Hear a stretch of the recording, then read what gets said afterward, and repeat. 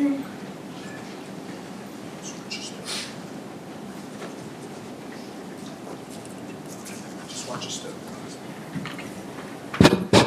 right, I'm gonna put you on oath. Raise your right hand, please. Do you swear to tell the truth, nothing but the truth, so help you God? I do. All right. I got it on my phone here. Okay. Good afternoon, Your Honor. June of this year will make 12 years that my dad has not been on this earth. 12 long years. All because of Susan. Susan robbed my dad and I of many things. I was only 17 years old when Susan killed my dad, and that closed many chapters in my book, in the book of my life as it was just beginning. 17 years old is a very delicate and volatile age for a man to learn lessons from his father. Lessons that I've had to learn on my own without him or his guidance, being that he was the one that I looked to for advice. My earliest memories that I have, my dad is in them. He was always present, always involved, and always there no matter what. It's very odd for a teenager to have one of their parents as a best friend. Most teenagers are trying to get away from their parents any chance they get, but not me. My dad was and still is my best friend. My wife said there's an empty hole in my heart and an empty seat at our table. My wife will never truly know her father-in-law. Our children will never know their grandfather. And all they know is memories that I and my family have, which are just stories to them, all because of what you stole from us. There are no words that could describe the pain that I feel inside. The same pain that I've had since June 28th, 2014. You remember that day, don't you, Susan? That's the reason why we're all here today. Because of what you did. I know that I'll never forget that day. In fact, I have that date tattooed on my arm. I'm not the only one with that date tattooed on my body. There are others with that same date tattooed permanently on their body and brain as well. And they weren't even related to my dad. That's the man that you took from not only me and my family, but from this world. You have no idea how many lives my dad has touched before and after his death. That shows you the kind of man that he was. I know we are not the first family to fall victim to you. My dad was not the first of your husbands to die of natural causes or the matter of death be undetermined. But I know for a fact he will be the last. She is scum of the earth, a liar, a thief, a murderer. She's trash.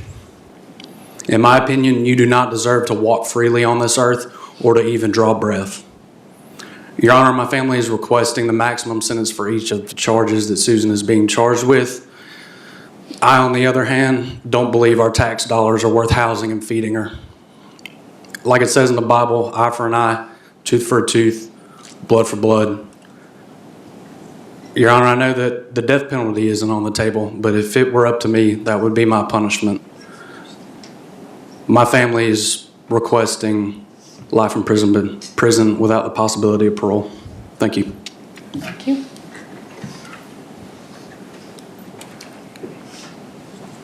All right. Anyone else from the Mr. Embert's family?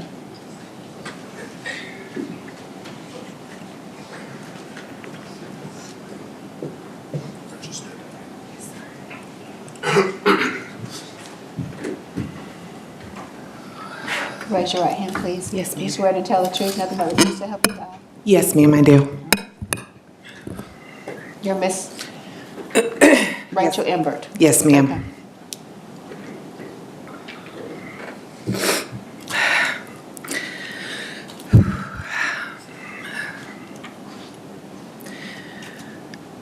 Good afternoon, Honorable Judge Victoria Johnson. My name is Rachel Embert, and I am the daughter of William Jake Embert. Your Honor,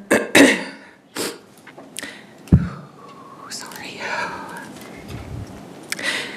Before I speak of the violence that stole my father's life from us, I must speak of God. Because without God's guidance, my family would not be standing here. God has been the core, the sole core of our survival. For 12 grueling years, we have lived suspended in this trauma. God has held and carried us when our world was shattered on June 28th of 2014. God sustained us when grief was suffocating. God became each individual breath that we took when the air was knocked out of our lungs. God anchored us when lies buried the truth and justice was delayed repeatedly. It is from that sacred place of unwavering faith that I speak the truth and only the truth. My father mattered to God. His life had purpose. He did not choose this. He did not cause this, and he did not deserve this. Lord, guide me, God. Guide me, God. Susan took my father's life through unspeakable evil.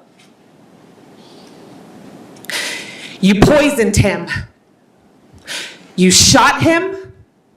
And then you staged the scene to make it look like my father committed this horrific act against himself.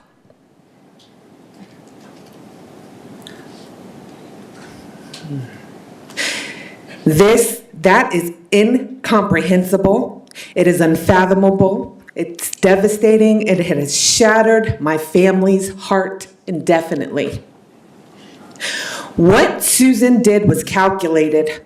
Susan's actions were malicious, they were intentional, they were methodical, and they were deliberate. This is evil in its most malignant form. Evil is knowing exactly what you're doing, deciding to do it anyway, and then lying without conscience while others, my family, has suffered at your hands. Susan embodies that definition through these actions. And through what followed after she murdered my father, she lied repeatedly. You have lied. You have told a voluminous plethora of lies to avoid accountability. I'm not even sure you understand what accountability is. You have distorted the truth. And through it all, you've not shown or displayed one minuscule ounce of remorse for what you took from my family.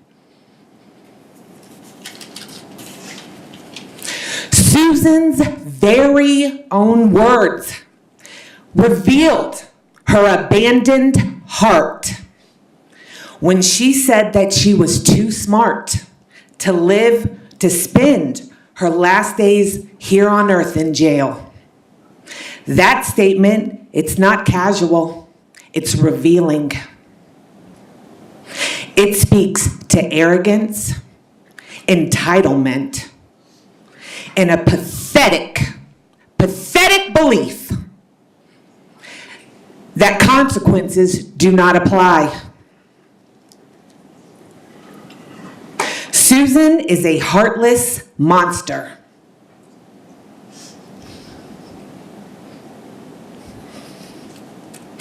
She did not just take my father's life away from me and my family.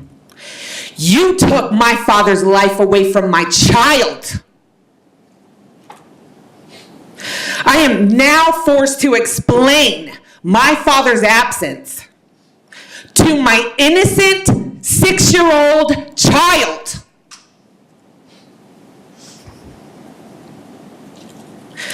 I am forced to answer questions to him that break my heart. I hate you for that. And I don't hate anything, but I hate you.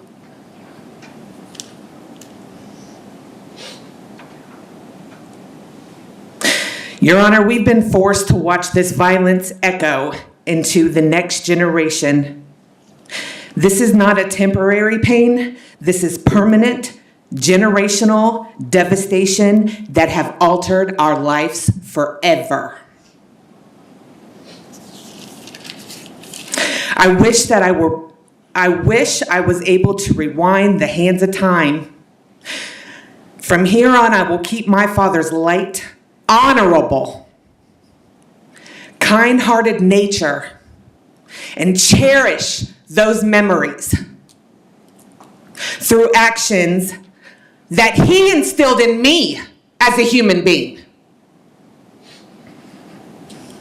And I will display that in every single thing I do in this world.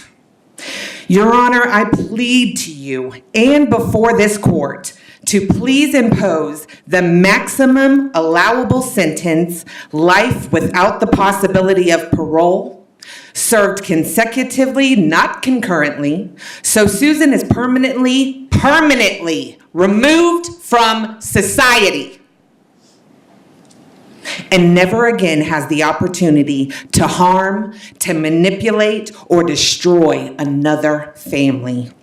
Justice demands permanent, protection demands finality, and my father deserves nothing less. God bless you, and thank you for that. Thank you. All right, anyone else from Mr.